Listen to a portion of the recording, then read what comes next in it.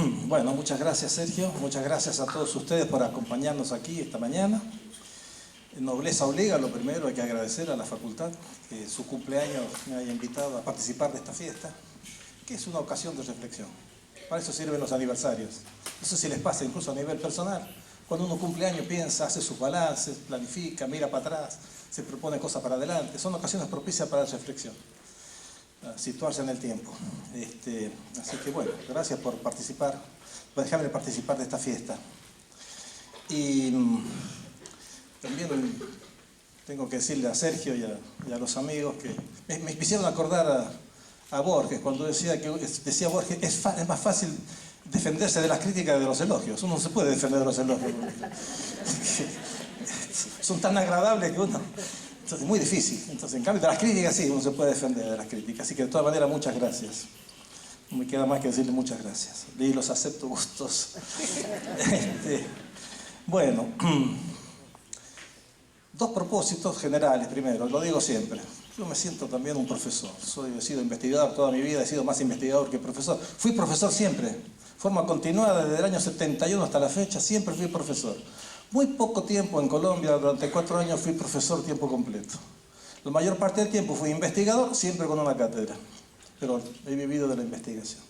Pero me queda esta cosa del profesor, porque he sido también un investigador que con mucho gusto me he visto obligado a transferirle a los colegas, a los docentes, los resultados de mis investigaciones, de mi mirada pedagógica. O sea, es una función pedagógica, para mí ha sido muy importante, y creo que una de las cualidades de un buen pedagogo es poder hacerse entender. Para mí siempre mi primera preocupación, especialmente cuando no hay colegas, acá hay colegas de ciencia de la educación, pero hay gente de otras disciplinas, o cuando hablo con docentes, por ejemplo, tengo que hacerme entender por los docentes. Me parece una falta de respeto a sus intelectuales que se ponen a hablar como filósofos ante un auditorio de docentes, o se ponen a hablar como psicoanalistas ante un auditorio de docentes. Yo hablo como sociólogo con colegas sociólogos, pero tengo la obligación, si hago sociología, de transferir esto que yo veo al común de los mortales. Para algo sirven las ciencias humanas y las ciencias sociales, no solamente para que nos divirtamos en las polémicas intelectuales entre colegas, en los congresos, en los seminarios, en las revistas. Así que primer objetivo, hacerme entender. No convencer, no traigo verdades, aquí no soy un pastor protestante que tiene la verdad y quiere ofrecerle la salvación e imponerle a los demás la salvación. Tengo más dudas, porque la duda es el motor y la curiosidad es el motor de la investigación, del conocimiento. Así que quiero compartir algunos resultados de mis investigaciones, de mis lecturas, mis reflexiones. Ya soy un señor mayor, para no decir un anciano, que nadie quiere ser anciano, ahora somos todos adultos mayores, somos todos adultos ahora. O todos queremos ser adolescentes, como dicen algunos. Bueno, entonces, primer objetivo, hacerme entender. Segundo, no aburrir. Y no aburrir, lo voy a decir en términos positivos. Interesar, movilizar el interés. Por ahí voy a ser provocador, voy a acentuar ciertos argumentos con la finalidad de que por lo menos la gente se enoje. Prefiero que alguien se enoje conmigo, se diga, no, pero no estoy de acuerdo, que a la indiferencia. En estas cosas es como en el amor. Lo peor en el amor es la indiferencia. Uno le dice a alguien, te quiero, y el otro te dice ni sí ni no. Es lo peor, por lo menos que te diga que no. Sí o que no, mejor que te diga que sí, obvio. Pero la indiferencia es lo peor.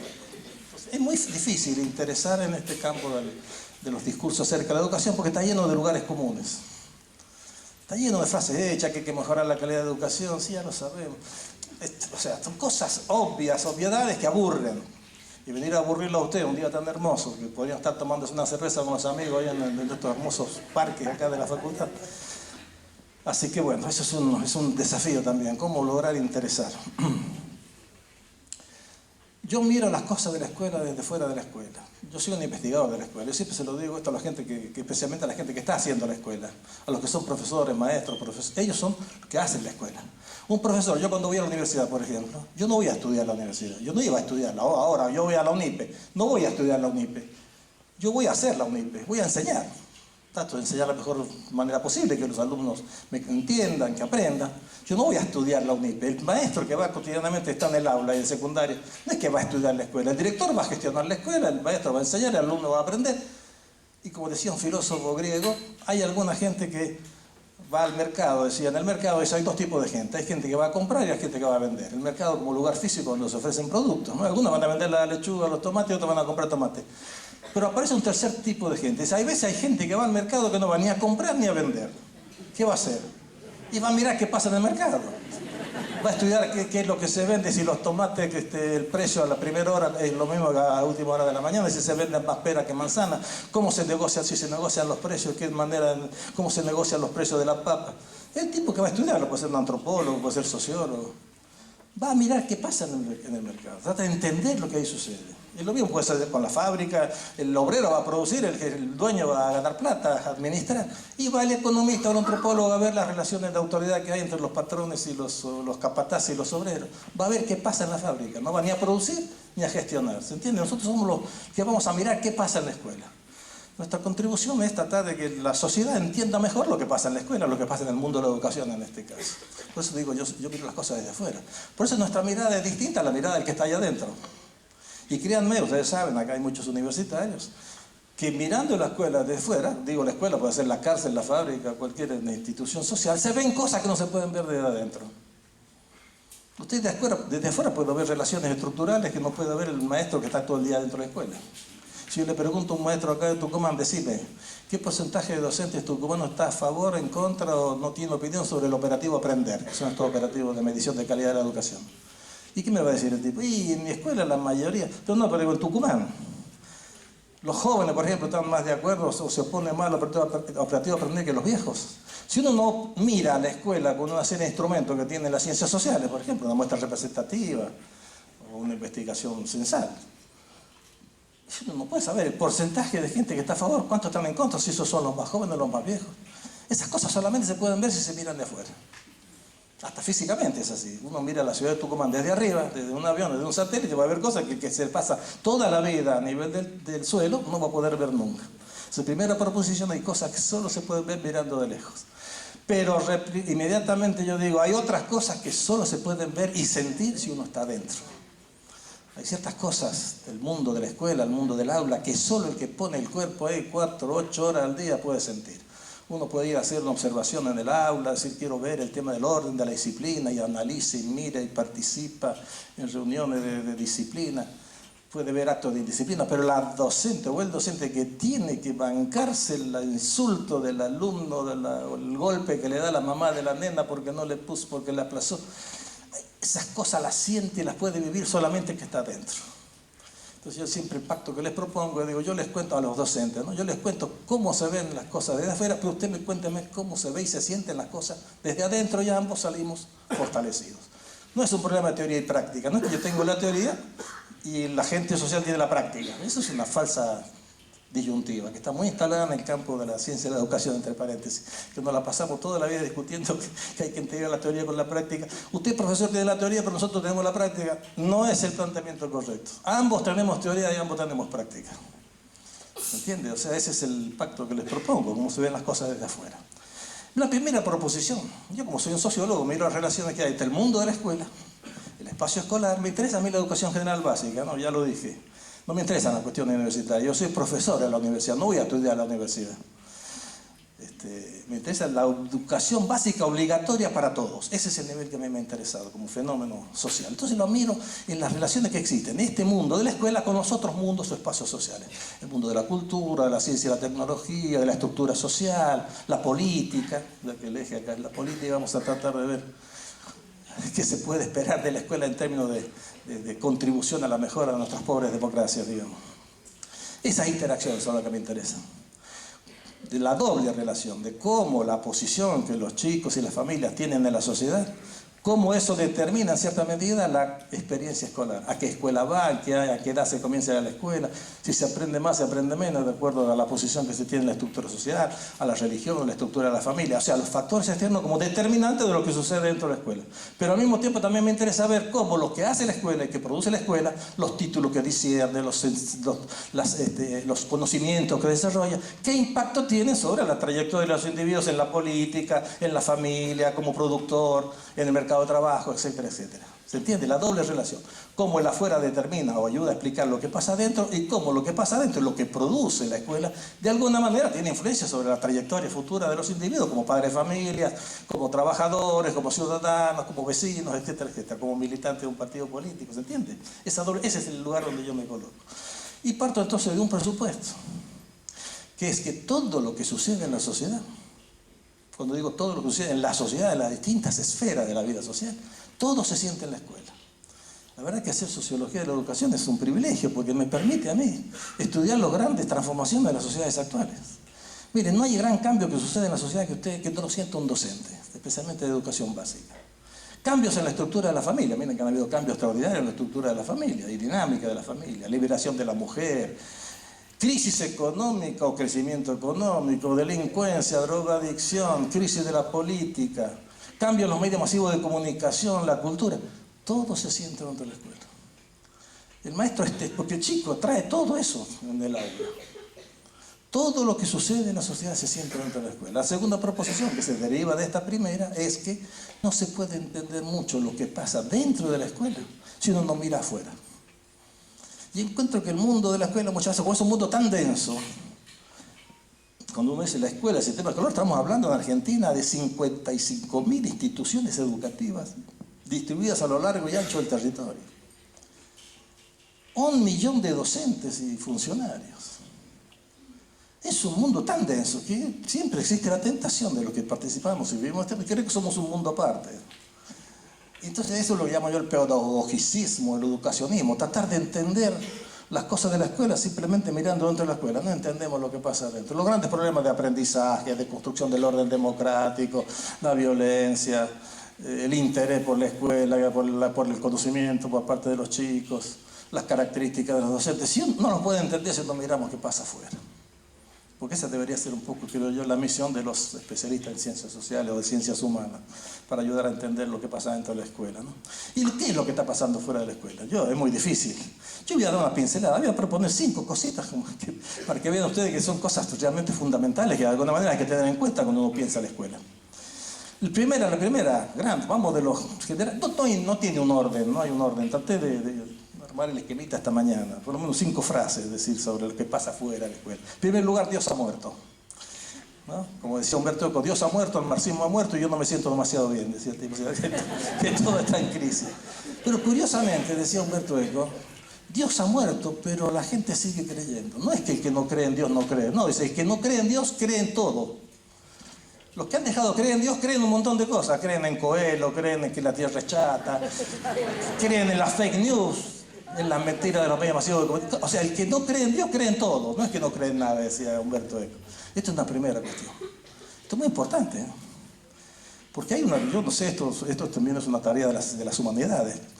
Tomar las nuevas formas de irracionalismo que están surgiendo en esta sociedad contemporánea. A mí me impresiona esto. ¿Cómo puede convivir en un mismo individuo la creencia de que la tierra es chata, es plana, y el tipo es muy racional en otras cosas? Puede ser un arquitecto que hace unas casas maravillosas, y sin embargo el tipo creyó, no sé si han visto en Argentina, hay gente universitaria que cree que la tierra es chata. Y no hablemos de las sectas, las nuevas religiones estas. Tipos que están ahí, mandan satélites a la luna, son físicos súper sofisticados y de otro ámbito de la vida tienen un sistema de creencias totalmente irracional. A mí me sorprende los irracionalismos. Como Dios ha muerto, necesitamos de los mecanismos de autoayuda, está lleno de gurúes que están repartiendo verdades por ahí, los Coelho, etcétera, etcétera. O sea, esto para mí forma parte de una característica de la contemporaneidad. O sea, hay que colocar la escuela dentro de lo que pasa en el mundo de la cultura. Ahí está raro. La característica fundamental de la cultura contemporánea es que ahora creemos en cualquier cosa. Después de tanto iluminismo, tanto racionalismo, uno diría, ¿cómo hemos llegado a esta situación? A mí el terraplanismo me pone loco. No puedo entender. Pero que no es que en Nigeria creen en las tribus, no. En Europa, en Estados Unidos, en Argentina, ya hay asociaciones, hay congresos de gente que dice que la Tierra es chata, no es redonda. Y están girando miles de satélites, el hombre está orbitando en estaciones espaciales. A mí me sorprende, para no hablar de los otros irracionalismos, de los religiosos, las neorreligiones, los neocristianismos, las pymes religiosas, que son pymes, ¿han visto? Son pymes.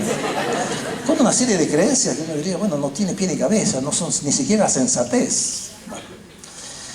Segundo, el cambio de la concepción del tiempo. Ha habido un cambio en la concepción del tiempo impresionante. La relación entre pasado, presente y futuro ha cambiado radicalmente. Se había impuesto en Occidente, el cristianismo había impuesto una concepción de la historia que no era la historia circular de los griegos, sino una historia que tenía un sentido. El pasado era el mal, la manzana que se comió Adán, el pecado original, después venía la redención y el futuro la salvación, la felicidad eterna. Hay un tiempo tripartito, pasado el mal, el presente la redención, futuro salvación. Que esto es una réplica del marxismo, el marxismo también. Tenemos los estadios de desarrollo, el presente la revolución, el pasado la opresión, la dominación, la explotación, el presente la lucha revolucionaria, el futuro el socialismo, el comunismo, la felicidad eterna. Era la misma estructura del cristianismo, una concepción optimista del tiempo. La historia como que tiene un sentido, tiene etapas. Hoy en día esto se rompió. Hoy en día el futuro aparece como una amenaza. Más aún en los países más desarrollados. Yo estoy muy sensibilizado por la cosa europea porque sigo bastante el debate allá. Hoy ya pensamos, los jóvenes mismos, los jóvenes de hoy, ¿por qué los jóvenes se concentran en el presente? Porque el futuro es muy incierto. El futuro puede ser la destrucción de la humanidad con una guerra nuclear, puede ser la destrucción de la naturaleza, porque el hombre está destruyendo la naturaleza. El futuro es el desempleo, el subempleo, la informalidad. Dicen en Europa que por primera vez esta generación de jóvenes va a vivir peor que sus padres. O sea, ese movimiento ascendente que había caracterizado el desarrollo de las sociedades capitalistas europeas en la posguerra se detuvo. Y hoy los padres viven con los hijos viven en las casas de los padres hasta 30, 35 años. No quieren tener hijos, porque tener hijos es una carga. El no tener hijos es una desconfianza del futuro, ¿no? Fíjese, este cambio es importantísimo. Esto de vivir intensamente el presente porque no hay futuro. Interesa el hoy, seamos felices hoy. Seamos felices, reventemos, no, digamos. Eso sucede, por ejemplo, a los chicos colombianos jóvenes que están metidos en el mundo de la droga, que saben que van a morir jóvenes. Entonces revientan el día, la noche, con drogas, sexo, rock and roll, todo. Yo a mí me sorprendía cuando fui a Estados Unidos la primera vez, en el 68, fuimos a convivir una experiencia.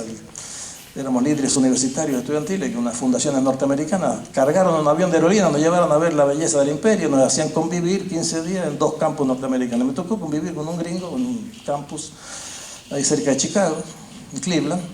Y yo veía que este chico se esperaba el viernes sábado para reventar la noche, pero con todo, drogas, sexo, alcohol. Y decía, che, pero pará, porque yo venía de Mendoza, imagínense, casi más aburrido que un mendocino, ¿viste? Y tipo me decía, no, pero que estamos en la guerra de Vietnam, puedo ser convocado en cualquier momento. O sea que su expectativa de vida, su moratoria vital era muy corta. Tenía que vivir el presente porque el futuro era totalmente incierto. Esto les pasa a los muchachos de las villas, de los pobres, ¿no es cierto?, que no tienen ninguna esperanza de salir de la pobreza en los próximos años. Porque hay que esperar que el crecimiento económico, que después viene el derrame, imagínense. De aquí que llegue el derrame. Hay gente que ha nacido, criado y viven en la villa. La villa dejó de ser un lugar de tránsito para convertirse en un lugar permanente. Por eso se ha creado una cultura villera, una identidad villera, cumbia villera. Yo viví en las villas de Buenos Aires en la década del 60 y la villa era un lugar de tránsito. Yo estaba en una villa que era de correntinos, del mundo paraguayo. Eran correntinos, paraguayos, que llegaban ahí, me acuerdo, yo trabajaba ahí como trabajador comunal, eran las primeras experiencias de trabajo comunitario. Y veía que los tipos eran portuarios, a los meses conseguían, o al año, 2 años, 3 años, conseguían una casa en un barrio obrero, se iban de la villa, se hacía acá un asado, se los despedía, porque esa familia había conseguido vivir en un barrio. O sea, era un lugar de tránsito. Hoy en día hay chicos que nacen, viven y mueren ahí. O sea, no hay ninguna expectativa. Entonces, si no hay futuro, ¿para qué hacer esfuerzo? Esto cambia totalmente la perspectiva de los muchachos y las chicas con relación al sistema escolar. Tenés que estudiar para el día de mañana. Eso nos decían nuestros padres. Había un día de mañana. Para mí, había un día de mañana. Hoy en día no sé si hay día de mañana. No sé por qué voy a hacer esfuerzo. Eso es un problema que es importante. Digamos, tiene implicaciones para entender el tema del interés, por ejemplo, de los chicos por el estudio y toda esta cuestión. El individualismo, otra gran característica. Nuestro pobre individualismo, decía Borges, que era un individualismo que nos impedía hacer cosas juntos. Pero hoy en día el individualismo está reivindicado. La idea de self-made man. Ahora cada uno tiene que ser emprendedor de sí mismo. Tenés que crear vos tu puesto de trabajo. Y si para esto tenés que competir con otro, tenés que pisarle a la cabeza al otro. Es un individualismo que niega todo lazo social.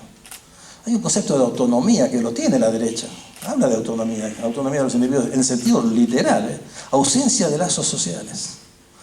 Y hay que recordar, hay que volver a Aristóteles aquí, el hombre es un ser social, hasta nuestra propia identidad viene dada por los demás, es un don que los demás nos hacen. Yo soy alguien porque, yo soy como decían algunos, ¿no? Somos como somos vistos por los demás. Si somos vistos como gente buena, inteligente, nos convertimos en gente buena e inteligente, nos convertimos en aquello que los demás dicen que somos. O sea que necesitamos de los demás. Somos libres, pero a través de lazos sociales. El que era más libre y autónomo era el esclavo. El esclavo no podía servir para cualquier cosa, en cualquier lugar. No tenía ataduras. Se podía vender, era un objeto que no tenía raíces, que no tenía... El que es libre es que está inmerso en una serie de lazos sociales. Hay una dialéctica, ahí decía Pascal, primero obedece y luego serás libre. O sea, primero tienes que aceptar reglas y después te vas a convertir en un ser libre. Había una dialéctica entre la dependencia de una regla, norma, a las ataduras sociales y al mismo tiempo luego te convertías en un individuo autónomo. Todo este self-made man que es un mito. Como si no le debamos nada a los demás. Yo puedo pensar que yo no le dependo nada al que mata la vaca, al que me llega, al carnicero que me pone la carne, al que me hace el pan en mi barrio. ¿Cómo puede creerse que existe la sociedad de los individuos, se habla ahora? La sociedad de los como suma de individuos. Hay sociólogos que están hablando de la muerte de la sociedad incluso. Que es un concepto ya que perimido, que lo que vale es el individuo. Somos una suma de individuos. Como dijo la Thatcher, la sociedad no existe. Lo que existe son los individuos y sus familias. Es terrible esto es un individualismo pobre, ¿no? Y decía Aristóteles incluso que Dios no era feliz porque era monacos, era uno, era solo, era uno. Si uno está solo no puede ser feliz solo. Es interesante esto, somos felices con los demás, ¿no? Es un cambio antropológico de creer que el hombre puede vivir independiente y autónomo de los demás y ser feliz al mismo tiempo. Muy difícil esto, ¿no? Bueno, esa era la tercera característica. Predominio de la racionalidad instrumental. Cuarta, la técnica. El dinero y la técnica, que son medios, se han convertido en fines en sí mismos. La técnica funciona, la técnica no tiene intenciones. No se interesa por las intenciones. La técnica se preocupa porque las cosas funcionen. Ahora, ¿cuál es el sentido? ¿Para qué? Los fines. No se plantea la finalidad de la técnica. La técnica, una buena técnica funciona, es performativa, ¿no? Incluso hasta la política, hoy en día, ha perdido la capacidad de ponerles fines y sentidos a la técnica. El instrumento se ha convertido en fin en sí mismo. El predominio de la lógica instrumental. Entonces los individuos tenemos que ser performantes, debemos ser rendidores. Nos interesa el rendimiento de los chicos, por ejemplo, en la escuela. No nos interesa el niño como un ser humano con sus particularidades. Lo conocemos a través de una prueba de opción múltiple y vemos qué porcentaje sacó en matemáticas. Es un niño de 3, de 2, de 10. Es el rendimiento lo que define tu identidad, fíjate vos. Terrible esto que estamos haciendo con los sistemas de evaluación, ¿no? Hemos reducido a un niño, a un ser humano, a un porcentaje de respuestas correctas en la prueba de matemática. Así conocemos al niño. Eso es conocer a un ser humano. O sea, conocemos solamente su performatividad en un campo limitado. Vamos a la racionalidad instrumental, el rendimiento. Vale lo que rinde. La técnica no mira al mundo para contemplarlo, sino para utilizarlo, para manipularlo. El técnico uno mira un paisaje, un romántico que mira el paisaje, uno dice qué bello, ¿no? Qué lindo el paisaje. El tipo lo mira como recurso humano. Mira un bosque y dice, uy, cuánta madera hay acá, ¿viste? ¿Cuánto sacamos? ¿Cuánto cuesta el kilo o la tonelada de madera? El tipo ve el bosque y mira papel, mira dinero. El otro uno mira el paisaje. El paisaje se ha convertido en un recurso natural. El suelo, el subsuelo, lo que vale, la naturaleza para manipular, para expropiarla, incluso para destruirla. Ese es un cambio fundamental. La técnica, la política ha perdido capacidad de poder darle sentido y orientar la técnica, las finalidades. La técnica funciona y se desentiende por las consecuencias objetivas del desarrollo de las técnicas. Las tecnologías tienen consecuencias objetivas que al tecnólogo no le interesa. Y que además que son imprevisibles, ojo. En muchos casos son consecuencias no intencionales. Basta que la técnica funcione, que permita aumentar el rendimiento, por ejemplo, de la producción de cualquier cosa. No me importan las consecuencias negativas que puede tener. Si el glifosato a mí me implica un aumento de la producción de soja, metamos glifosato a una costa de contaminar las aguas, los ríos, enfermar a la gente. Hay consecuencias no intencionales del uso de la técnica. No hay límite ético ni límite político en la ética. La política, como dice un italiano, mira la economía. Fíjense qué curioso. Desde hace un tiempo ya en las elecciones, creo que en las últimas elecciones, o la época en la reelección fracasada de Menem, creo que fue, las clases dominantes le preguntan al candidato quién va a ser su ministro de Economía. No le importa un comino quién va a ser su ministro de Educación, imagínense. Es totalmente secundario. ¿Quién va a ser? Ya vi que hubo un grupo de empresarios, no me acuerdo qué congreso, de bancarios, ¿quién va a ser su ministro de Economía? Y van a ver que los candidatos van a estar obligados a decir quién es su ministro de Economía. A mí decirme qué va a pasar con el dólar, qué política monetaria vas a hacer. Eso es lo que me interesa. El resto no me interesa nada. Así que el político ya está subordinado a la economía. Bueno. Y en el campo económico-social, bueno, menciono solamente algunas cosas. Hay lo que se nota en este capitalismo es el predominio de la hegemonía de la fracción del capital financiero sobre el resto de los capitales. El capital financiero manda sobre el capital industrial, no solamente sobre los proletarios, los obreros, los dos propietarios los bienes de los medios de producción. Manda sobre el capital industrial, sobre el capital comercial. Y el capital financiero es internacional, es el dinero que produce dinero. Esta es la fracción dominante. Y la consecuencia de esto es justamente un gigantesco proceso que ha sido medido por algunos economistas inteligentes, como Piketty, el famoso Piketty. La consecuencia es el incremento de los procesos de concentración del ingreso y mucho más de la riqueza del capital. Mucho más del capital que del ingreso. Bueno, acá en Argentina medimos la concentración de los ingresos, cómo se distribuyen los ingresos, pero no la distribución del capital. El capital entendido como hectáreas, departamentos, medios de producción. Ese está mucho más concentrado que el ingreso. Esto entonces lo que produce esta fragmentación de la sociedad, el aumento de la desigualdad social en todo el mundo capitalista. Los ricos cada vez más ricos. Entonces está el problema de la desigualdad, que es un problema de los países más desarrollados. Pero acá tenemos la desigualdad y tenemos la miseria, la exclusión. Es terrible. Las sociedades son todas más desiguales. Acá somos desiguales y al mismo tiempo hay procesos de exclusión de gente que ni siquiera cuenta, que no tiene ingresos garantizados, nada. Bueno, esto es una crisis de la política, digamos así, ¿no? Esto es importante.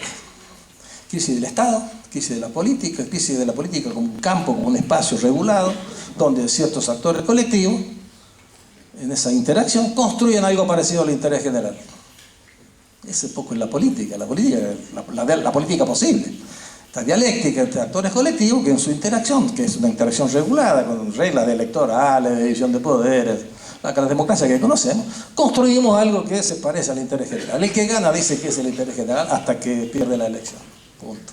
Eso es lo único que conocemos como mecanismo para dirimir los conflictos, para construir algo que se parece al interés general, digamos, ¿no? Hay una crisis de esto, crisis de la democracia, etcétera, etcétera. Es en este mundo donde funcionan las escuelas. Entonces, aquí esto hay que mirar. Entonces, ¿cómo mirar la cosa de la escuela? ¿Cómo entender lo que pasa en la escuela hoy, en la escuela contemporánea? 2 o 3 rasgos como para llegar a la cuestión de la política. En primer lugar, que me llama la atención es que existe, objetivamente, ¿no?, un proceso de democratización de la escolarización, del acceso a las instituciones escolares. Es la institución más inclusiva que existe en las sociedades contemporáneas. En la escuela entran todos. Chicos que han sido excluidos de la alimentación, del afecto, del medio ambiente digno, de los ingresos, de la comida, están incluidos en la escuela. Todos entran a la escuela. Entran todos a la misma escuela, pero todos entran al sistema escolar. Y duran cada vez más tiempo dentro de la escuela. Cada vez tenemos más chicos escolarizados en la franja de la adolescencia. La novedad en los últimos 10 años, 15 años, ha sido la masificación de la escolarización en la franja de 13 a 18 años, que se ha convertido en obligatoria en Argentina. Y la escolarización cada vez más temprana. Cuando yo fui a la escuela empezábamos a los 6 años, en el primer grado. Ahora se empieza de 4. Más de la mitad de los chicos de 4 argentinos están escolarizados. O sea, entramos en edades cada vez más tempranas y permanecemos más tiempo en la escuela, más gente obtiene más diplomas. Dentro de poco todo el mundo va a tener el diploma de bachiller. Digo, no sé cuántos años, pero calculemos 20 años, 25 años, ya 90% va a tener el diploma de bachiller. Esa es la noticia linda, diríamos, la noticia positiva. Es una empresa que tiene éxito, fíjese, porque la curva de escolarización. Pero eso sucede desde Haití, que es uno de los países más pobres de la Tierra, como en Argentina, Uruguay, que son los países de más alto desarrollo de América Latina. La escolarización es una tendencia pesada en la sociedad contemporánea. En las sociedades más desarrolladas también. Cada vez es un sistema que incluye a la gente, el sistema escolar.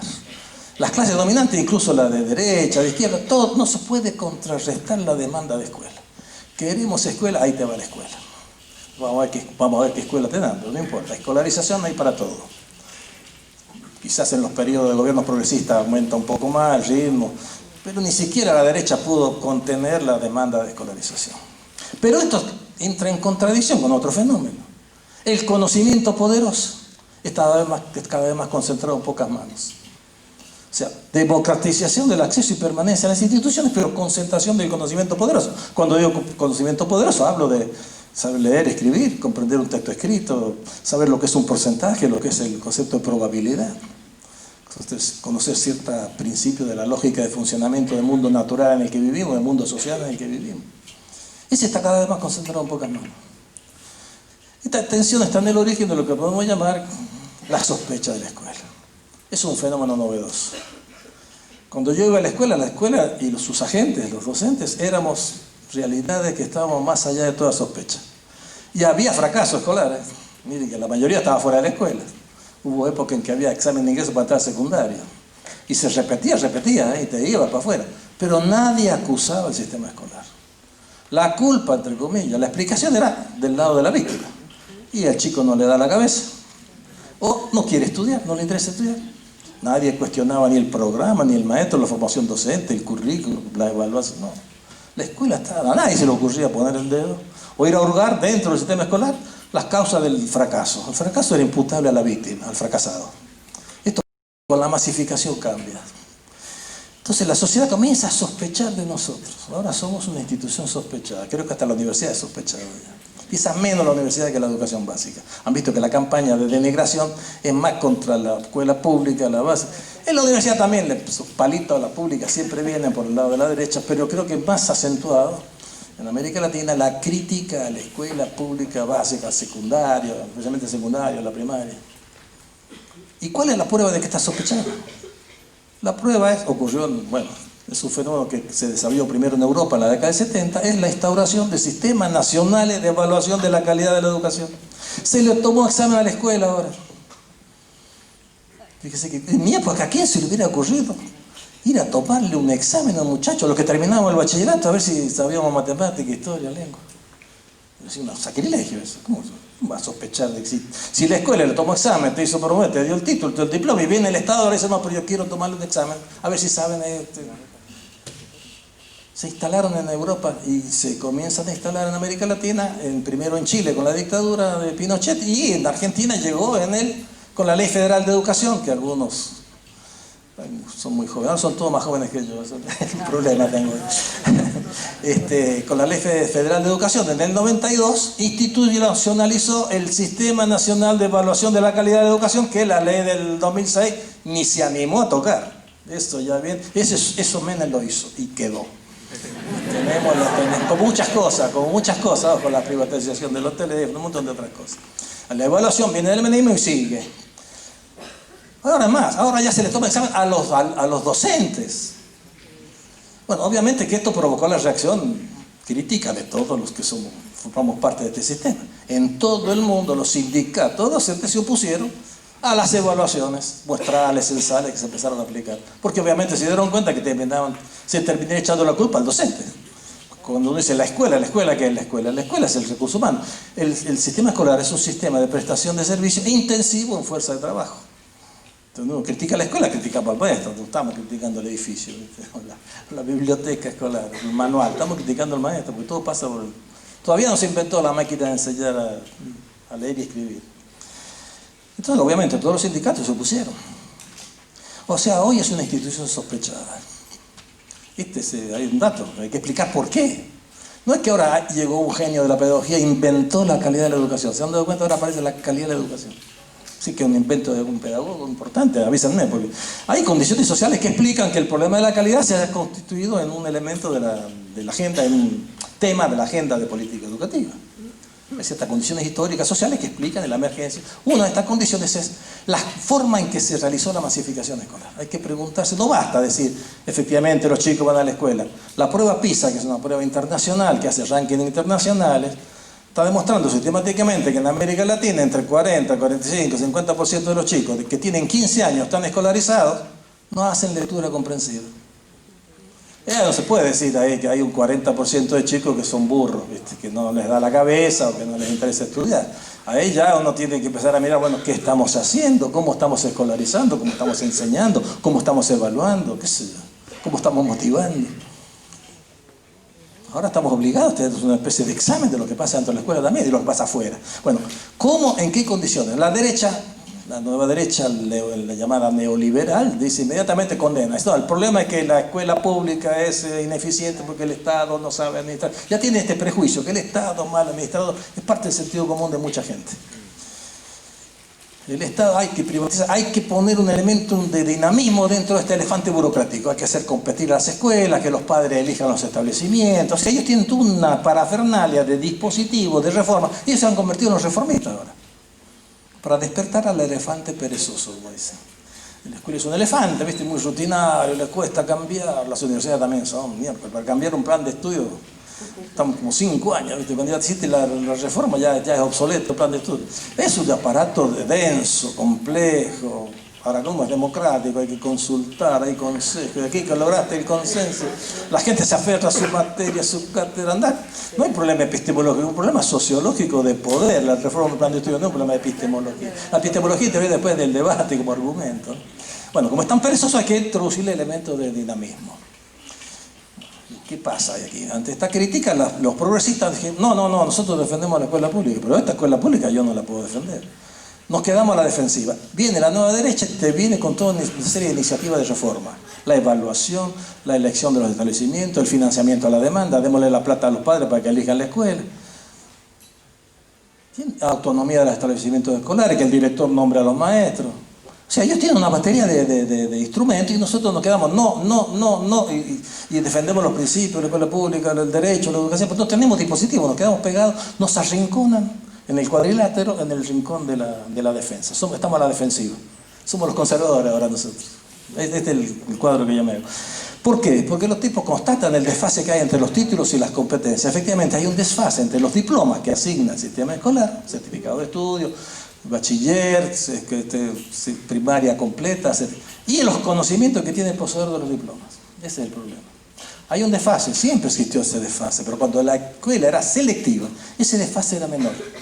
Uno podía deducir que un tipo que tenía un diploma de bachiller, cuando llegamos solamente el 10% de los chicos de 13 a 18 años al bachillerato, y conocíamos las capitales de los grandes países, los ríos más largos, no confundíamos la fecha de la Revolución de Mayo con la Revolución Francesa o la Revolución Rusa. O sea, tenemos un cierto capital, sabemos leer y escribir, pero a costa de que el 90% se quedaba afuera, era una carrera de obstáculos llegar. Hoy en día no, hoy en día puede ser bachiller y el tipo no sabe, me llegan a la universidad a mí alumnos que no entienden la lógica del porcentaje. Cuando yo le digo que, no me acuerdo cuál era el ejemplo, comparé un porcentaje, no me acuerdo si era de divorcio, de qué, en China y en Suiza, que eran iguales, y me dice, no, pero en China son mucho mames. Pará, pero te estoy diciendo que el 10% de chino equivale al 10% de suizo. Alumnos universitarios de sociología en Buenos Aires. ¿No? Maestros peruanos, nosotros hicimos una encuesta a docentes, un estudio comparativo internacional. En esa encuesta había una pregunta que implicaba, para responder el uso de la lógica del porcentaje. La pregunta era muy sencilla. Lo que usted gana como docente, ¿qué porcentaje representa dentro del total de ingresos de tu hogar? Porque yo soy docente, pero puedo tener otro trabajo, puedo tener un alquiler, no sé, un apartamento. Mi mujer también trabaja. Entra, supongamos, 100 pesos, 1000 pesos por mes y yo gano 300, pues bueno, de 1000 son 30%. No, les pedíamos un porcentaje, a ver qué significaba el salario como docente dentro del total. Si era el único ingreso que había, porque es una mujer o un individuo solo que vive del único cargo docente que tiene, el 100%. El 50% de los docentes peruanos puso más de 100. ¿Cómo va a ser más de 100? Si dentro del total de ingresos, el porcentaje, ¿qué representa? No entendió la pregunta, que significaba simplemente usar la lógica de la proporción. Y son docentes peruanos. Acá en Argentina hubo un pequeño porcentaje. Pero en Perú no pudimos usar el indicador porque cuando la mitad te encontré está equivocado, no sirve. Así que en la comparación no tuvimos que borrar a Perú. No digo, pero son docentes, son tipos que tienen no sé cuántos años de escolaridad y enseñan. O sea, aquí hay un desfase entonces entre lo que llamamos en términos de la jerga sociológica que saco todos en los de ciencia de la educación, el capital cultural, incorporado bajo la forma de saber hacer, en el cuerpo literalmente, saber hablar, saber escribir, saber desarmar un motor, un carburador, saber hacer incorporado, y el capital cultural institucionalizado que se expresa en ese diploma que el Estado discierne. ¿No? Los diplomas son diplomas públicos, aunque sea escuela privada, el diploma es reconocido por el Estado, que tiene el monopolio de la violencia simbólica. Solo el Estado puede dar certificados. No inviertan en un diploma, un título, si no tiene reconocimiento del Ministerio de Educación, ¿no? Eso, obviamente, ustedes ya se han dado cuenta. Bueno, pero ahora hay un desfase entre el... Fíjense, yo me acuerdo de mi época, existía la figura del burro con título. Pero era para la literatura, para la sátira. Era un porcentaje sociológicamente despreciable, era para psicólogo, en todo caso, para antropólogo, el estudio no tenía existencia sociológica. Pero cuando tenemos ya 45% de chicos de América Latina de 15 años, que después de 11 años de escolaridad no pueden hacer lectura comprensiva, ya el burro con título, son muchos los burros con título. El antítesis era el autodidacta, ¿no? El tipo que no tenía diploma, tenía bajo capital institucionalizado. Todavía existen gente que sabe muchas cosas y que no tiene diploma. Pero hay siempre dos figuras extremas. El tema es que cuando el burro con título se convierte en algo, porque más allá de las críticas que uno le puede hacer a estos operativos de evaluación, los PISA, ahí está diciendo algo, porque sistemáticamente muestran tanto lo que realizó el kirchnerismo, con lo que realizó el menemismo, lo que realiza ahora la gobierno, muestran más o menos los mismos porcentajes de exclusión, de concentración del conocimiento en pocas manos. Esto es lo que nos debe preocupar.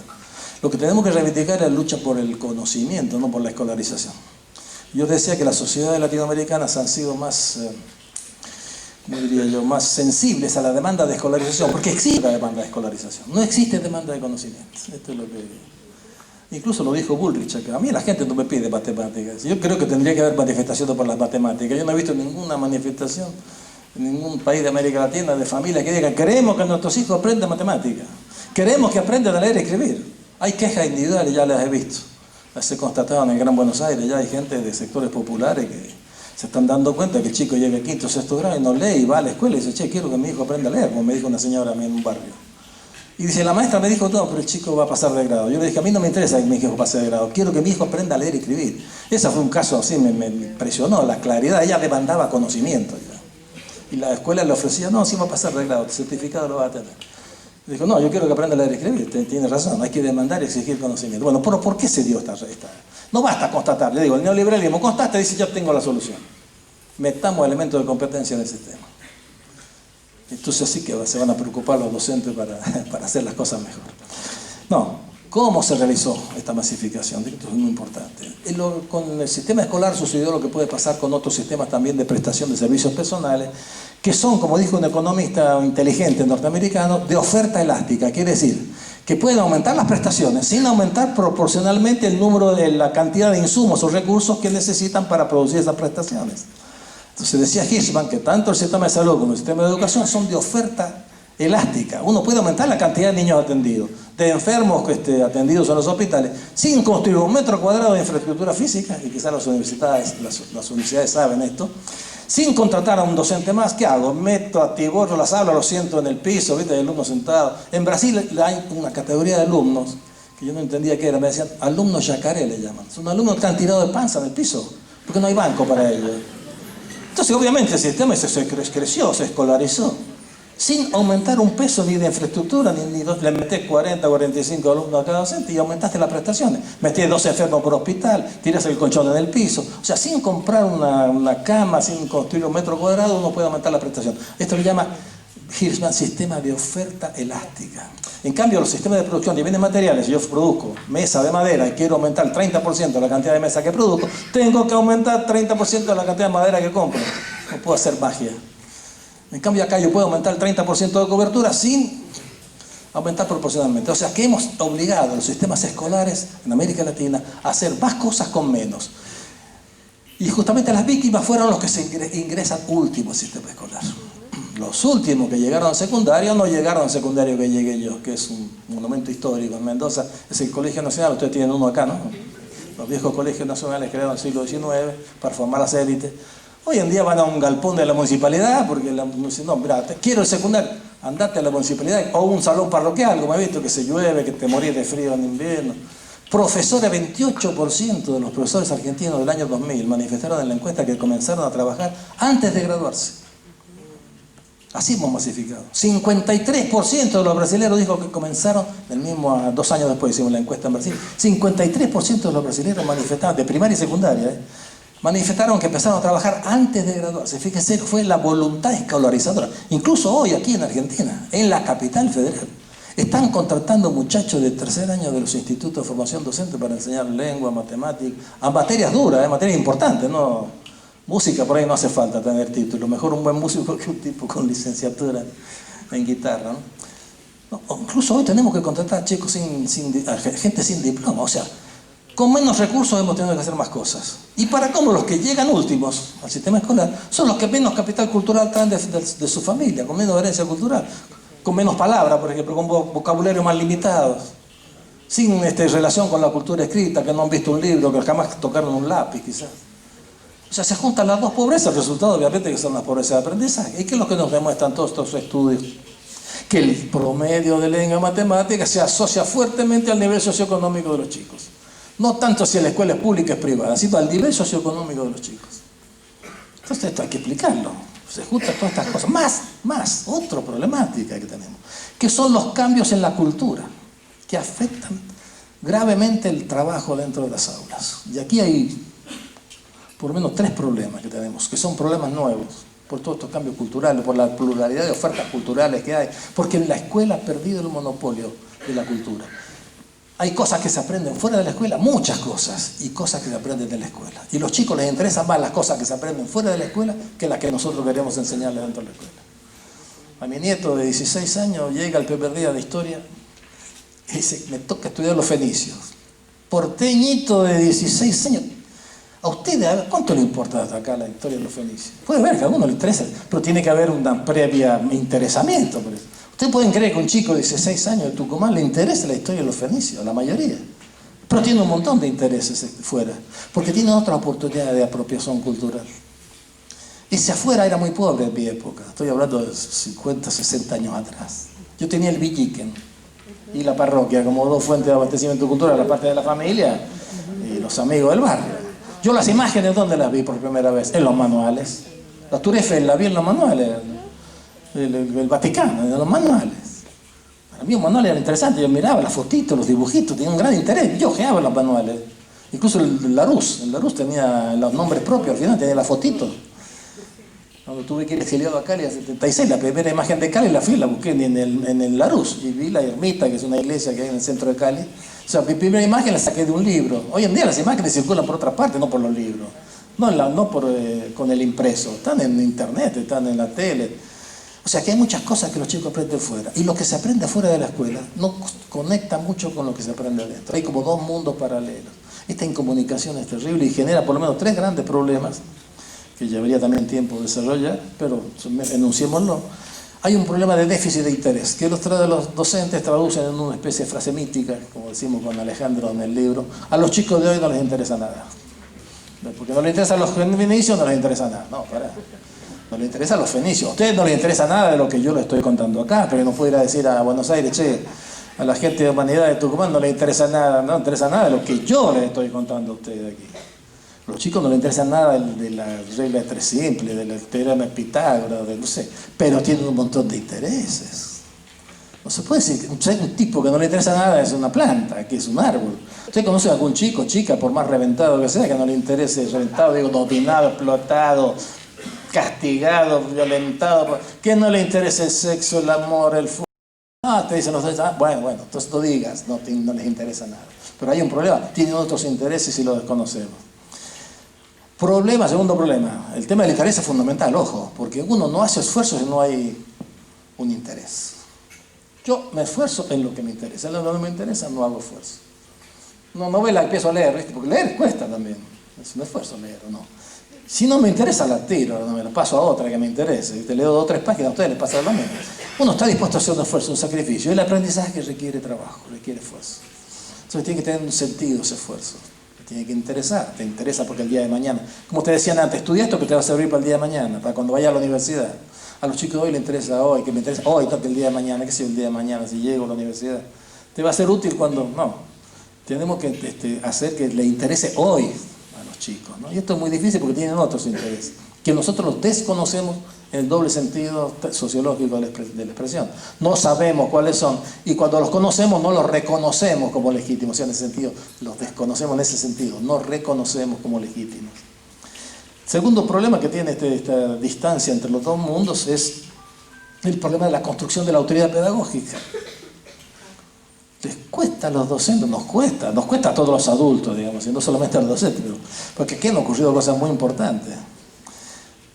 así como ha habido un proceso, una modificación dramática que está vigente y sigue felizmente andando y avanzando, que es la modificación del equilibrio de poder, me gusta más esa expresión, del equilibrio de poder entre los hombres y las mujeres, como existió una modificación del equilibrio de poder entre los patrones y los obreros, que ahora se revirtió otra vez para el lado de los patrones, después muchas luchas sindicales, salario, estabilidad, ahora estamos, no son, la historia no es, ¿cómo es?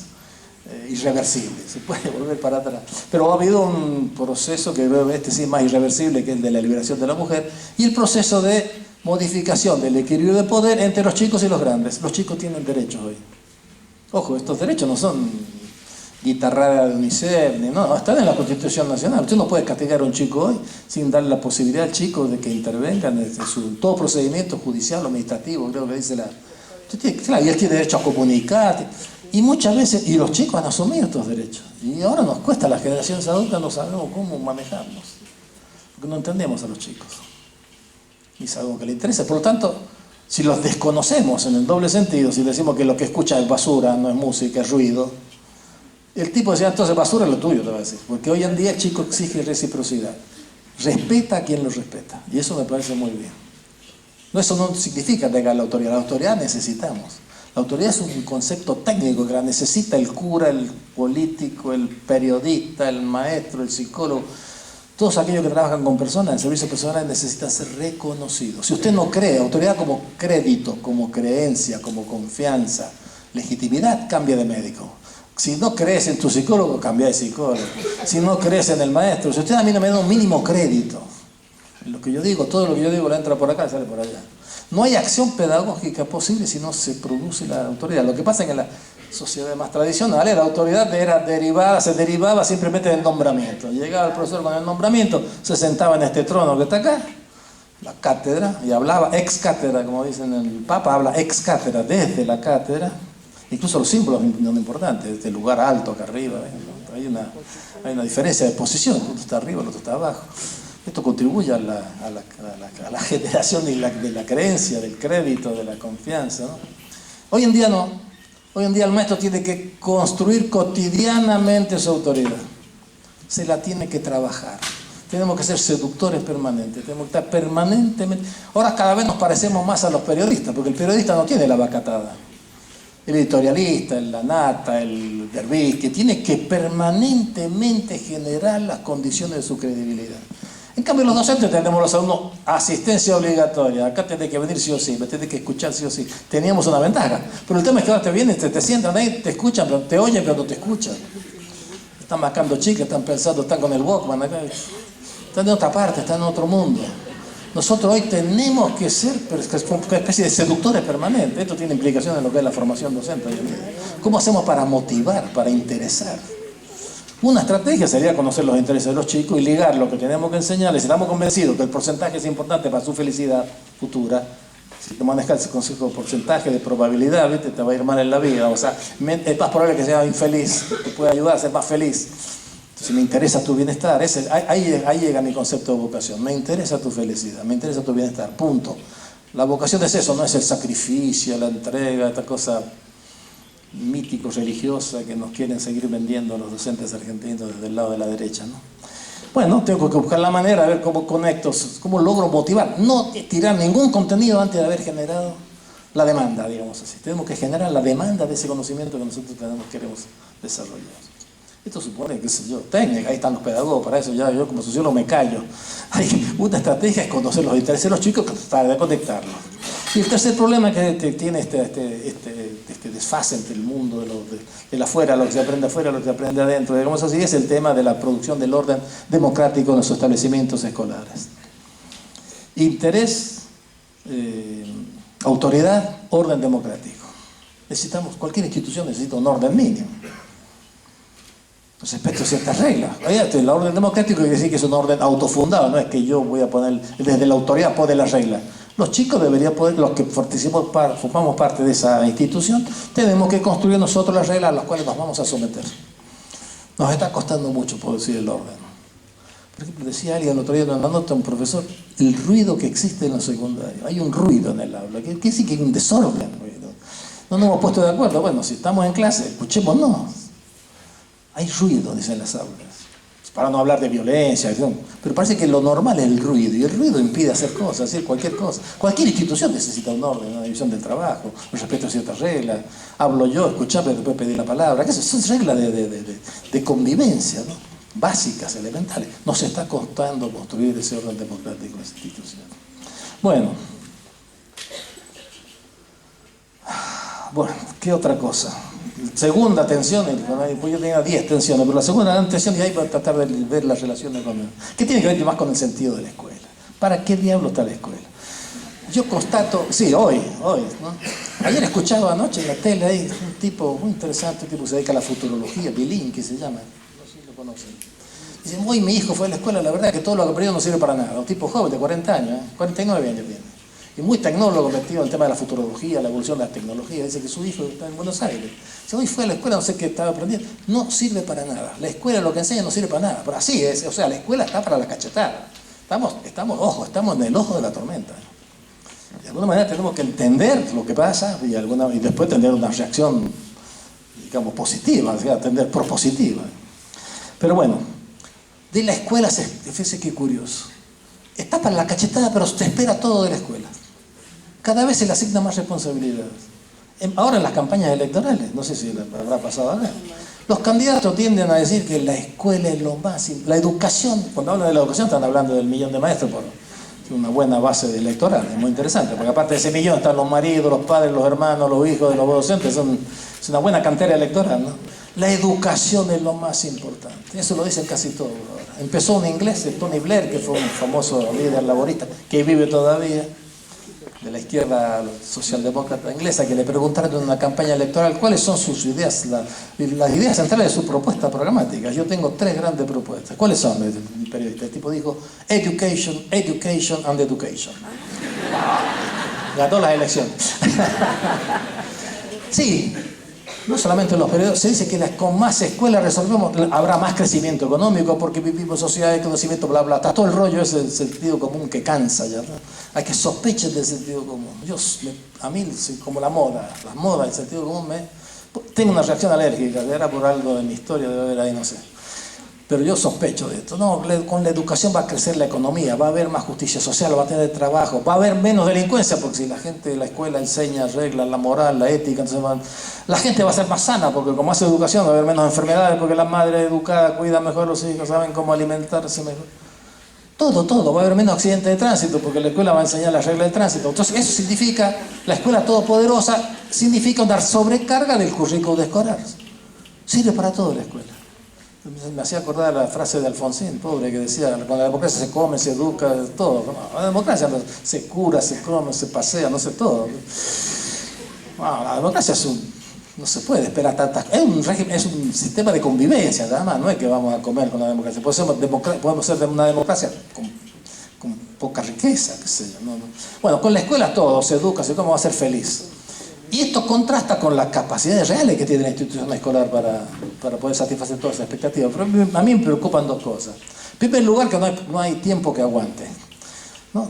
Yo, en la encuesta que se hizo a los docentes en el año 93, cuando se hizo la primera evaluación de calidad de la educación en Argentina, se aplicó un cuestionario a los docentes, y una de las preguntas que yo tenía un amigo ahí que era el sociólogo que hacía el cuestionario para los docentes, y me checoné, ¿qué porcentaje del programa escolar has alcanzado a desarrollar este año?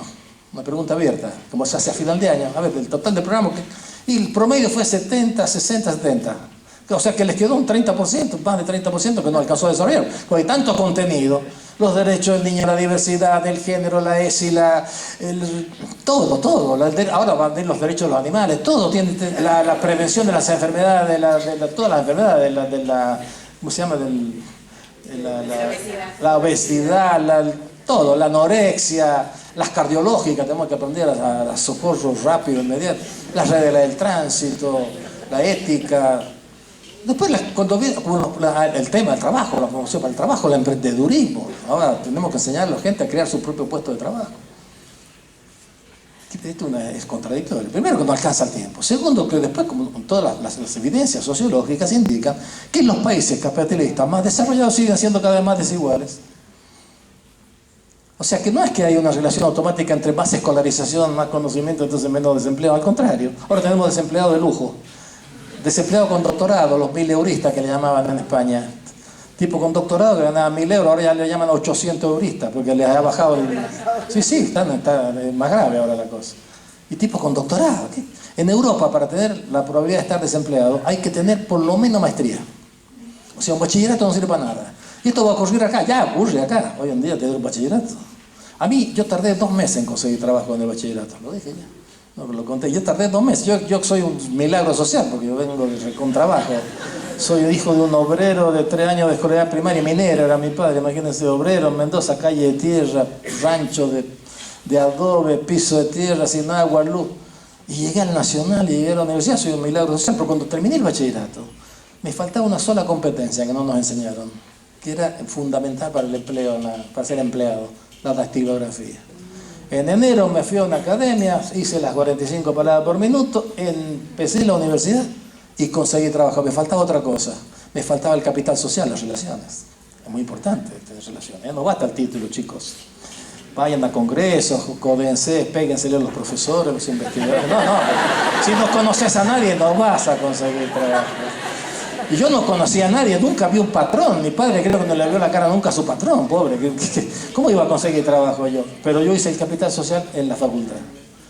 La mayoría de la gente eran primer año en ciencias políticas, gente de la burguesía mendocina, hija de comerciante.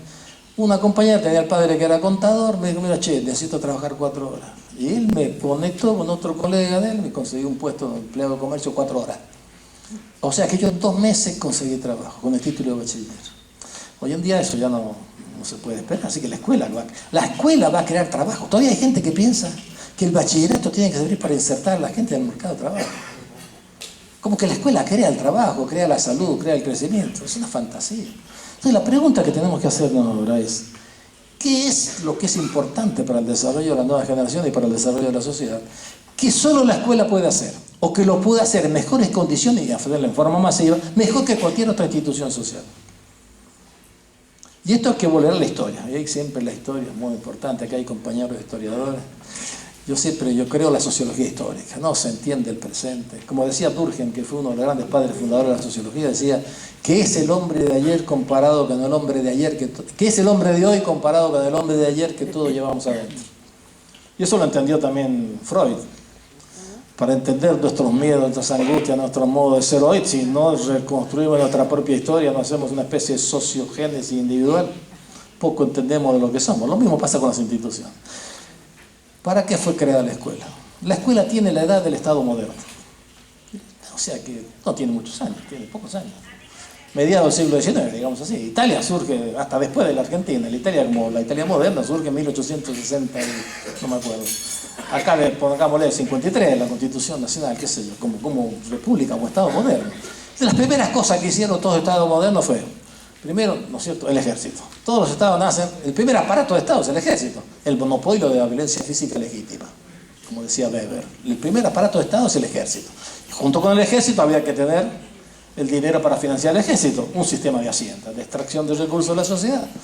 Extracción que a veces era violenta, ¿no es cierto? Te iban ahí, había que pagar lo que correspondía. Sí, que Ministerio de Hacienda y Ejército. Pero casi al mismo tiempo, de los primeros, sistema educativo obligatorio. No es un derecho la educación básica. Ahora hablamos del derecho, fue una obligación y hoy sigue siendo obligatorio. A veces nos olvidamos de esta característica. No es obligatorio estar sano, no es obligatorio trabajar. En algún momento era obligatorio trabajar, no había leyes contra los vagos, era un delito no trabajar, era sospechoso el que no trabajaba. Pero hoy en día, imagínense, si fuera delito no trabajar, estaríamos mal. Pero es obligatorio ir a la escuela. ¿Por qué es obligatorio? ¿Por qué fue obligatorio? Porque las clases dominantes, fíjense qué curioso, no es que fueron los analfabetos que se organizaron y dijeron, queremos que nos enseñen a leer y escribir, hicieron manifestación. Los analfabetos, no, nada. Fue una imposición de las clases dominantes, porque la escuela tenía una racionalidad, esto lo saben los de ciencia de la educación, claramente política. Había que inventarse la Argentina, porque existió primero el Estado, después tuvimos que inventar los miembros de ese Estado. Primero existió la Argentina, después tuvimos que transformar a los guaraníes, los correntinos, los mendocinos, los patagónicos, a los inmigrantes, a los italianos, a los franceses, a los rusos, en argentinos. La escuela es una fábrica de argentinitos. Y yo le comentaba a Sergio que yo llegué de 5 años, a los 6 años, el año siguiente, y mi mamá me enchufa en la fábrica de argentinitos, una escuela pública del barrio. Y salí igual que los otros, guardapolvo blanco, la batalla de San Lorenzo, el sargento Cabral, el escudo, el mapa de la Argentina, todo, la lengua. Yo no, qué sé yo, ni me acuerdo de haber hablado italiano. Yo salí argentino, era una función noble, fundamental para el Estado. Te guste, tú te guste, si era el positivismo, que imponía. Eso lo hicieron los franceses, lo hicieron en todos los estados. La escuela tenía una clara racionalidad política. La pregunta es, ¿y eso quién lo podía hacer? Solamente este aparato. Se creó un aparato especial, que fue la réplica de la iglesia. El Estado le quita a la iglesia el monopolio de la imposición de las verdades, de los significados de las cosas. Y para eso creó un ejército. Los maestros, que se formaban también en internados. Fíjese qué curioso, en México todavía hay internados, hay normales internados. O sea, el chico vive dentro de esa institución. Ahí se formaba maestro como un seminario. Aplicamos toda la liturgia también. Yo encontré en México, ¿cómo era el nombre de nuestro secretario? ¿Cómo era? Santiago. Encontré en los archivos de México en el siglo XIX un decreto del presidente, del dictador Porfirio Díaz, que decía: así como en las escuelas cristianas se comienza la actividad diaria con rezando el credo, el Padre Nuestro, en las escuelas repúblicas se va a leer y rezar la siguiente oración laica. Y se inventaron una oración laica. Entonces el maestro era un sacerdote, la escuela era el templo, había la liturgia, la bandera, la fiesta. Bueno, hoy en día, ¿para qué está la escuela? Fíjese, un maestro en ese momento era la sociedad. Y el maestro sabían claro para qué estaba la escuela. No había que formar para el trabajo, ni formar recursos humanos, como dicen ahora. ¿Cuál es el sentido de la escuela hoy? Nadie habla de patriotismo, ¿se han dado cuenta que nadie habla de patriotismo? ¿Cuándo nos sentimos argentinos? Es cuando alguien gana algo por ahí, ¿viste? Algún equipo de fútbol, o del Potro le va bien, salimos todos con la bandera. El 25 de mayo vemos menos bandera que cuando gana alguien un mundial de fútbol. Todos ponemos la azul y blanca. Entonces, ¿para qué está la escuela? Entonces, está para todo, está para todo lo demás. La proliferación. ¿Y qué es lo que pasa con la proliferación de contenidos? La sobrecarga. Como dijo un italiano, de tanto cargar la barca a la escuela la vamos a hundir. ¿Para qué está? Esa es la pregunta. Bueno, la pregunta es, vuelvo, ¿qué es lo que es importante para el desarrollo de las nuevas generaciones? Y el desarrollo de una sociedad que solo una institución como la escuela puede hacer. Y para mí hay una respuesta ahí. Yo creo que tiene que ver con el conocimiento. Los valores, lo que es bien, lo que es el bien, lo que es el mal. Eso los puede enseñar la familia. Yo le puedo enseñar a mis hijos la honestidad, no mentir, ser una persona íntegra, responsable. Mi papá, que no sabía nada de nada, no sabía nada, no tenía la cultura escolar, a mí me enseñó ciertas cosas. No mentir, ser responsable, ser solidario. Eso siempre lo puede enseñar la familia. Eso lo dijo el otro día de Mujica, el expresidente de Uruguay. Dice: yo aprendí la solidaridad en mi casa. Pero yo no puedo aprender matemática ni leer y escribir en mi casa. Ni un matrimonio de ingeniero puede enseñarle matemática a sus hijos. Ni un matrimonio de sociólogo como el mío puede enseñarle los principios de funcionamiento de la sociedad. Porque yo no tengo la didáctica de la ciencia social. Yo no sé a qué edad un chico puede entender un concepto tan abstracto como el concepto de sociedad. A los 5 años puede entender lo que es la sociedad, una cosa abstracta, ¿no? Como el porcentaje.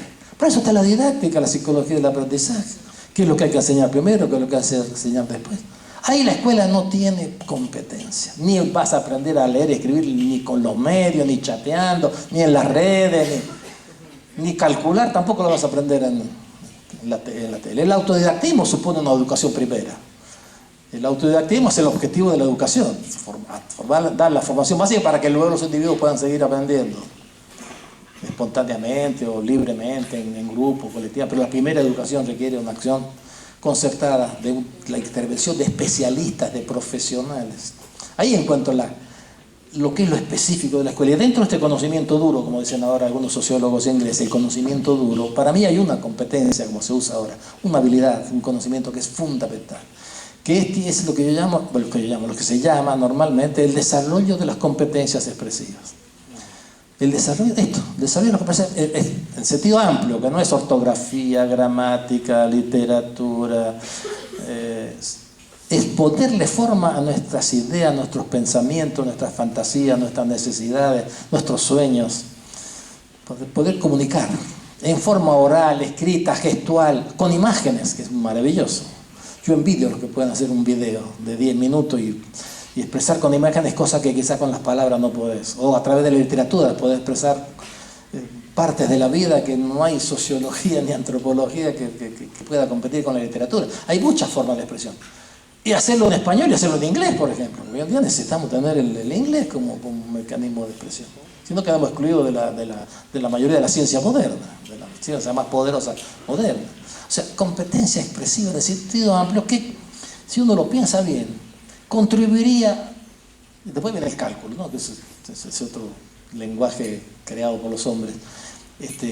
Pero la competencia expresiva, incluso me dicen los pedagogos, que es prioritaria incluso para la lógica del cálculo. Y viene, fíjense, justamente a contribuir a realizar esos tres grandes ideales que todavía uno podría decir que son vigentes para mí. Que la cultura sirve ¿para qué? Para formar seres libres y autónomos.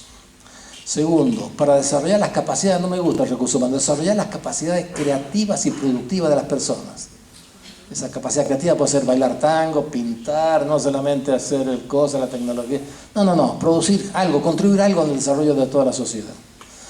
Y la tercera, formar ciudadanos activos y participativos. Seres autónomos, con la conciencia crítica, como dicen, individuos creativos y productivos que tengan condición de aportar algo a la sociedad, de la cual también va a recibir mucho. Y en tercer lugar, ciudadanos activos y participativos, de quien interviene la política. Yo creo que la competencia expresiva sirve para eso. Porque si uno dice reflexión, formar seres reflexivos, ¿con qué pensamos y reflexionamos? Con palabras.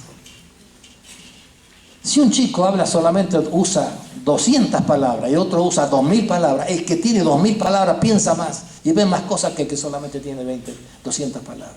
Pensamos con palabras. Entonces tener un vocabulario, fíjese un pequeño detalle, tener un vocabulario rico te permite pensar y reflexionar más. Si solamente conoces 5 colores, usas 5 palabras, blanco, negro, azul, verde, amarillo, y no conoces el azul tornasolado, el verde patito, el azul francia, el índigo, el que tiene más palabras ve más cosas. O sea que reflexionamos con palabras. La reflexividad depende del lenguaje, pensamos con palabras. Segundo lugar, hacemos cosas con palabras también.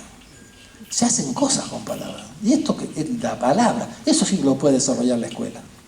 Y ahí no tiene competencia. Ojo, para hacerlo en forma masiva, no tenemos competencia. Hacemos cosas con palabras, porque la palabra es poder, la palabra. Con la palabra podés causar placer, podés castigar. A veces te duele más. ¿Viste? A la gente dice, tiene una lengua, ¿cómo dicen? Lengua de ¿qué? Lengua de víbora o lengua afilada. Lengua afilada, ¿viste? Te puede causar más daño una editorial de estos editorialistas, ¿viste? Sagaces que manejan el lenguaje como una espada.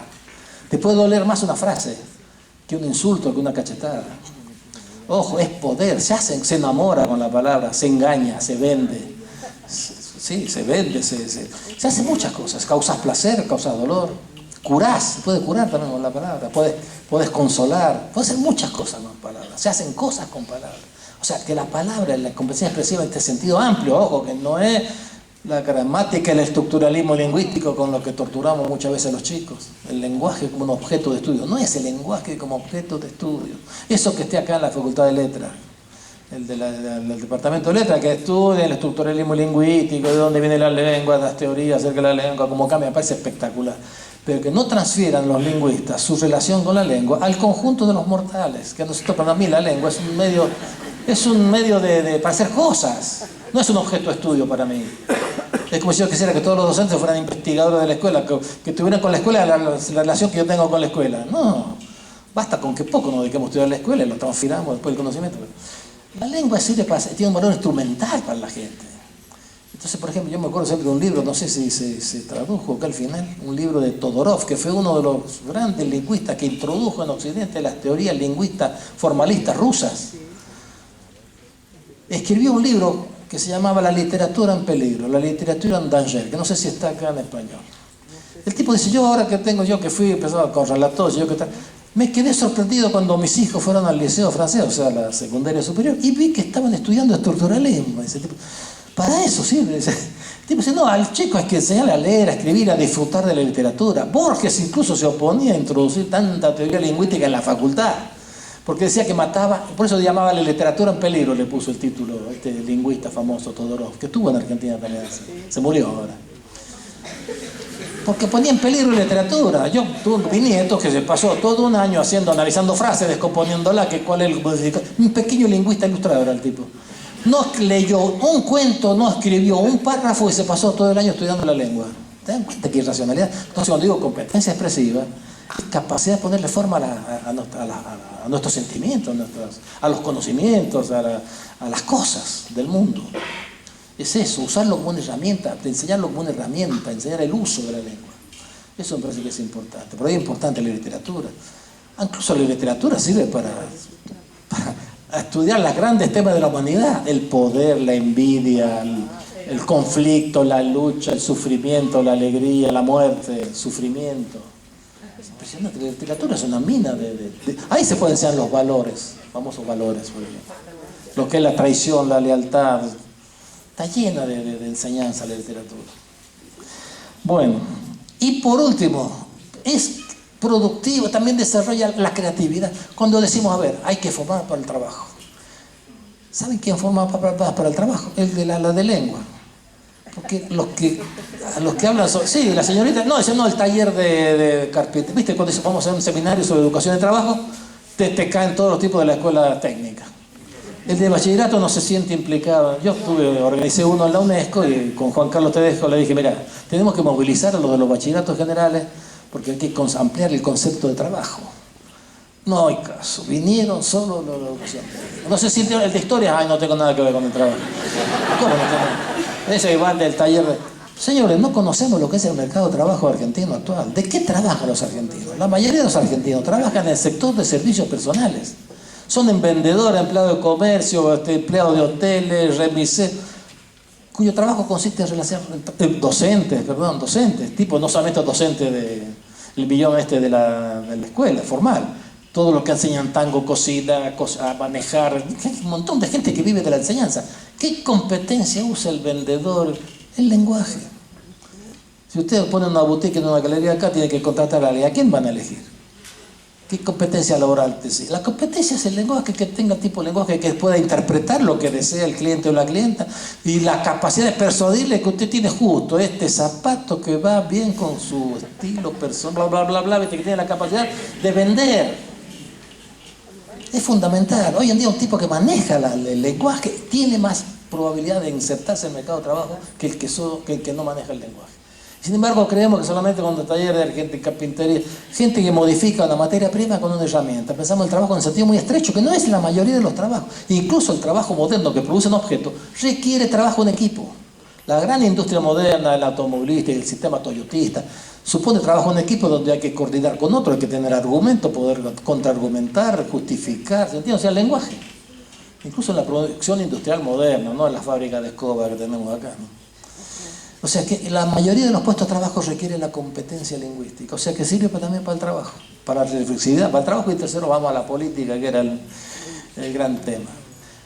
¿Cómo se participa en política, la democracia representativa? A través del mecanismo de la representación. Nosotros, para poder actuar colectivamente, tenemos que actuar en forma colectiva. Tenemos que recurrir a este dispositivo que es la elección del representante. Tenemos un programa en la facultad, en el barrio, en la fábrica, problema común. Y tenemos que actuar como un solo hombre.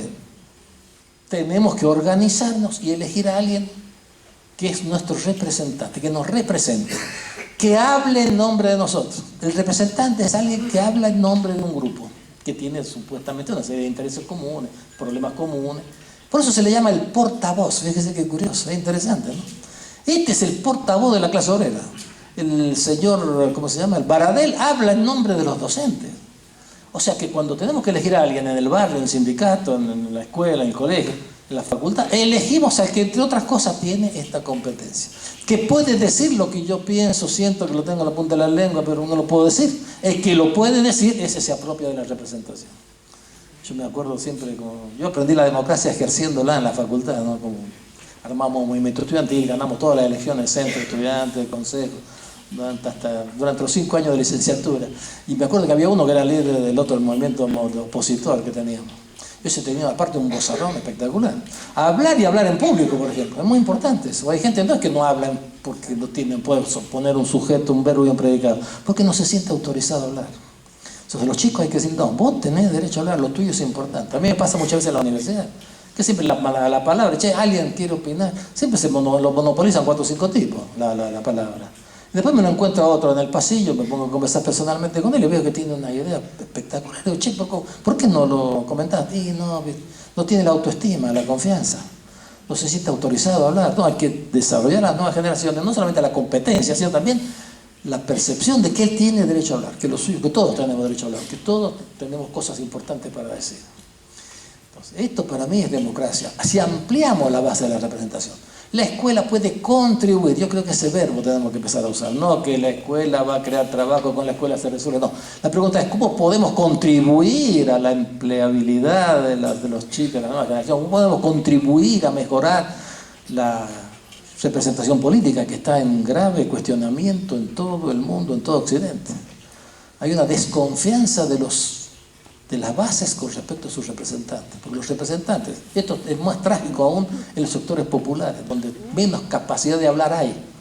Muchos sectores populares muy excluidos, están tan excluidos hasta de la palabra, la capacidad de simbolizar, que tienen que recurrir a otros de afuera para que los representen. Esos otros pueden ser curas, monjas, universitarios, generosos, militantes de la universidad que van al barrio. Yo hablo en nombre de ustedes. Tuve un debate muy interesante con Grabois, yo no lo conocía. En la Universidad del Sur me invitaron, era Movimiento Social y Educación, algo así. Le dije, pero vos sos un abogado, porque él representa, se han dado cuenta que él representa a los pobres, los excluidos, ni siquiera los sindicalizados, no a los obreros formales, Y el tipo, él habla el nombre, pero es un abogado de clase media alta, que se formó en un colegio privado, no me acuerdo que me dijo, es de San Isidro.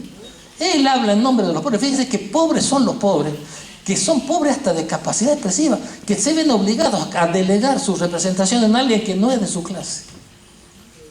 Y en esa clase obrera pasó eso en la historia del marxismo, ¿no es cierto? Los dirigentes, la constitución de las famosas aristocracias obreras sindicales.